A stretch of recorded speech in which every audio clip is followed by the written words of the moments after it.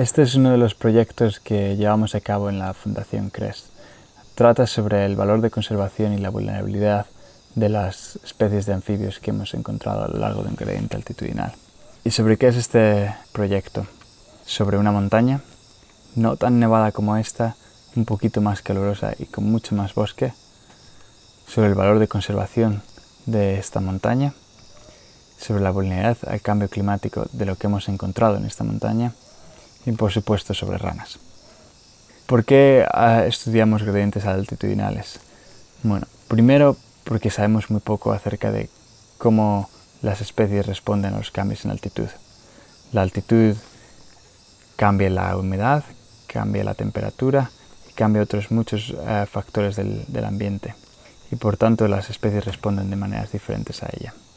La segunda razón es por el cambio climático. El cambio climático va a cambiar todo lo que sabemos sobre biodiversidad y conservación.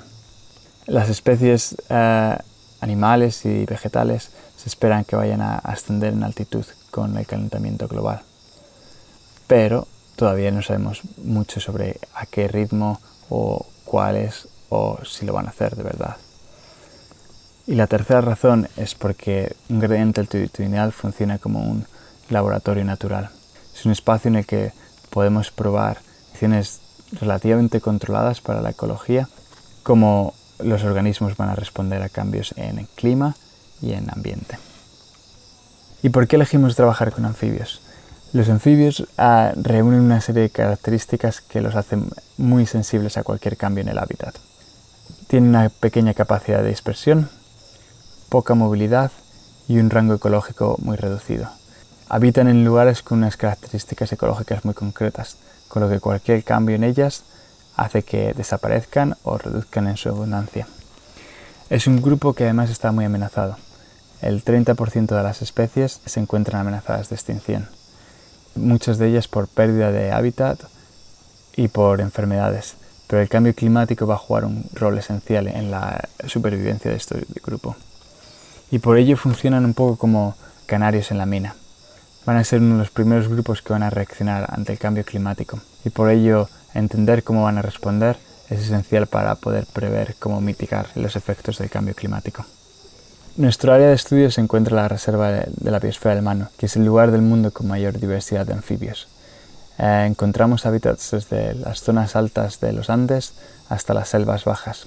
En nuestro caso estamos en una zona en el piedemonte de los Andes. El sitio de estudio se llama la Cordillera del Piñi-Piñi. Este gradiente altitudinal va desde los 400 metros hasta los 1200 metros en un espacio de menos de 4 kilómetros. Encontramos una altísima diversidad de anfibios, más de 70 especies, y además es un área sin proteger, lo que lo hace incluso más interesante. En este mapa se puede observar las bandas altitudinales que estuvimos estudiando. Dividimos el gradiente altitudinal en 4 bandas. La primera que va desde los 450 a los 550, la segunda a los 650 a los 750, 850 a 950 y 1050 a 1150. Para estudiar los anfibios durante la estación seca de 2013, lo que hicimos fueron muestreos por encuentro visual a lo largo de transectos. Teníamos 10 transectos por banda y cada transecto eran 100 metros. Tardábamos entre 25 y 30 minutos en recorrerlos y capturábamos e identificábamos cualquier individuo que encontrábamos. ¿Y qué encontramos con todo este trabajo? Lo primero que empezamos a realizar es mirar a las métricas comunes de las comunidades en cada banda.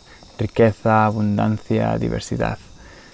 Algunos de los resultados más destacados los encontramos en riqueza, que no es otra cosa que el número de especies. Lo que vimos es un claro declive del número de especies con la altitud. El mismo resultado lo encontramos con diversidad, que es un resultado que se obtiene con el número de especies y cómo de abundante es cada una de estas especies. Pero una de las cosas que observamos en el Piñi-Piñi es que en las zonas altas no existen cuerpos de agua, no existen quebradas y no existen charcas permanentes. Por lo que hay muchas especies que se reproducen en estos hábitats. Por ejemplo, ranas arbóreas o ranitas venenosas. Lo que hicimos a continuación fue excluirlas del análisis Entonces nuestro patrón de diversidad reduciéndose con la altitud no fue tan claro. Parece existir, pero ya de una manera mucho menos obvia. Lo siguiente que miramos fue la diversidad beta entre las comunidades. La diversidad beta lo que mira es cómo de parecidos son cada una de las comunidades. Y lo más llamativo que encontramos fue que existe solo un 8% de similitud entre la banda inferior y la banda superior. ¿Y qué significa esto? Que las comunidades de arriba y de abajo son completamente diferentes. Por último, miramos a la estructura de la comunidad. La estructura de la comunidad la analizamos con gráficos de dominancia y abundancia. En estos gráficos, la especie más abundante en un área recibe el rango 1, la siguiente más abundante el rango 2 y así. Después se ajusta un modelo que genera una curva sobre estos puntos. Cuanto más tendida es la pendiente de este modelo, la comunidad es más compleja, contiene un mayor número de especies raras. Cuanto mayor pendiente tiene la curva, existe un menor número de especies raras, hay menor complejidad y las especies dominantes acaparan un mayor número de registros.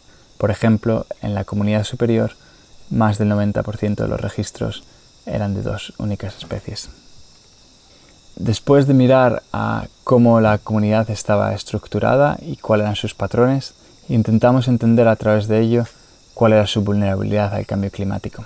Y esto lo basamos en los rangos altitudinales de cada especie y en sus hábitats de reproducción.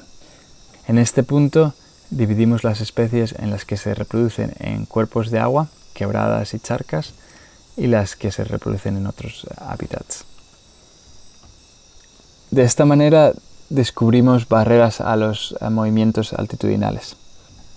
Simplemente recordar que con el cambio climático muchas de estas especies se van a ver empujadas a migrar hacia zonas más altas para poder adaptarse a las condiciones más cálidas. Las especies que se reproducen en cuerpos de agua, charcas y quebradas, no van a poder ascender a las zonas superiores porque estos cuerpos de agua no existen en ellas. También descubrimos otra barrera, que es las especies que únicamente se encuentran en las zonas superiores de esta cordillera no van a poder ascender más porque no existe otras áreas a las que ascender. Juntando ambas barreras a la migración, encontramos que el 35% de las especies del área se encuentran bajo amenaza extrema por el cambio climático. Ambas barreras a la migración juegan un papel tan importante como la otra.